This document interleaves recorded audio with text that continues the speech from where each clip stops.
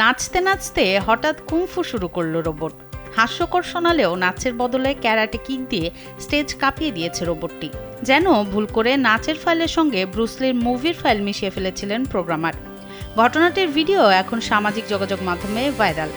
শুরুতে রোবটটি বেশ ছন্দেই মার্শাল আর্টের কিক আর নাচের মুদ্রা দেখিয়ে সবার নজর কাড়ে, কিন্তু বিপত্তি ঘটল যখন একদল শিক্ষার্থী নাচের জন্য দৌড়ে মাঠে এলো।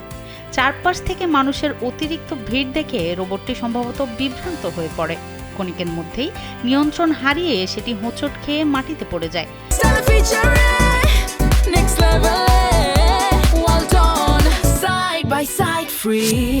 এরপর উঠে দাঁড়াতে গিয়ে উল্টো ঘুরে শিক্ষার্থীদেরই লক্ষ্য করে এলোপাথারি কুংফু কিক মারতে শুরু করে।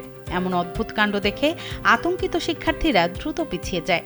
শেষমেশ একজন পরিচালক দৌড়ে এসে রোবটটিকে জাপটে ধরে থামান।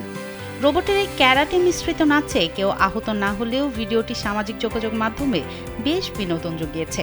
সম্প্রতি চীনের শিনজিয়াংয়ের একটি স্কুলের স্পোর্টস ডেতে এই আজব কাণ্ড ঘটেছে।